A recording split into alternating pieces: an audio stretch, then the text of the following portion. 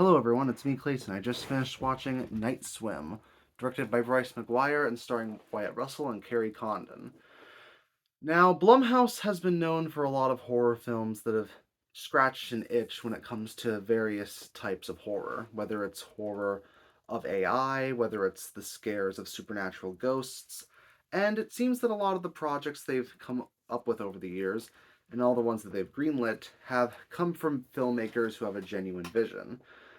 And while this film does come from a short film that comes with a genuine promise, it does feel like it really falls apart the further you go into the pool.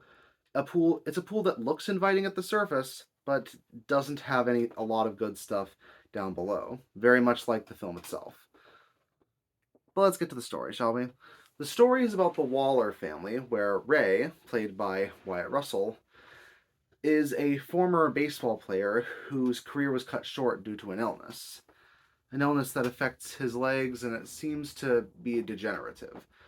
But when he moves into a new home and he discovers the pool seems to be helping his recovery a lot faster than expected, he thinks that the pool is the best thing to happen to him, and it seems that everything's going for him when it comes to possibly making a comeback.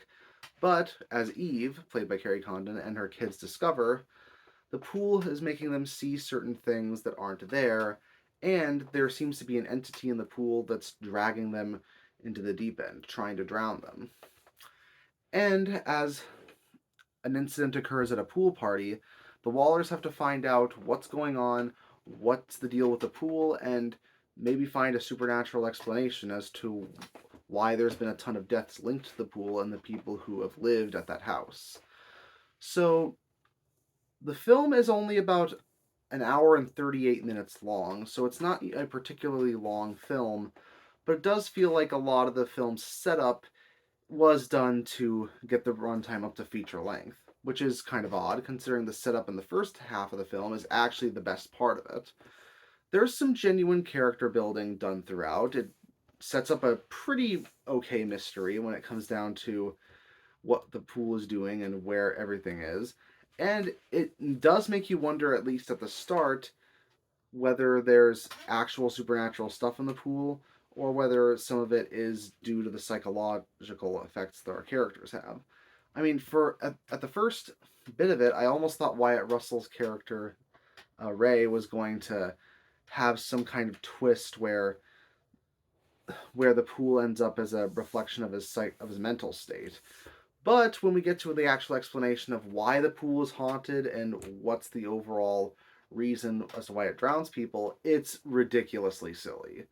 It feels like the backstory for a pool in a video game, or for a ghost story that's taken far too seriously for its own good. It's deeply silly and not exactly in a creepy way. And on top of that, while the setup is genuinely good, the execution for the climax feels rushed. It feels like they had to come up with a climax in about a weekend in comparison to how they wrote the rest of the film, which probably took a little while to actually set everything up properly and to build character relationships that made sense. It's unfortunate because the acting of the film is actually really good. Even the kid actors are generally pretty excellent, but the material they have to work with often doesn't work out with the acting shown here. While there are some genuinely clever shots done, especially in the water, that builds up tension and delivers some genuine scares at the start, they wear thin towards the end. And by the time the film's over, you get the sense that this worked way better as a short film than as an hour and a half long movie. I wouldn't say it's a terrible movie, but I will say that it's probably better if you wait for streaming. There's no reason to rush out to see this. That's why I'm going to give it a 6 out of 10. See you next time.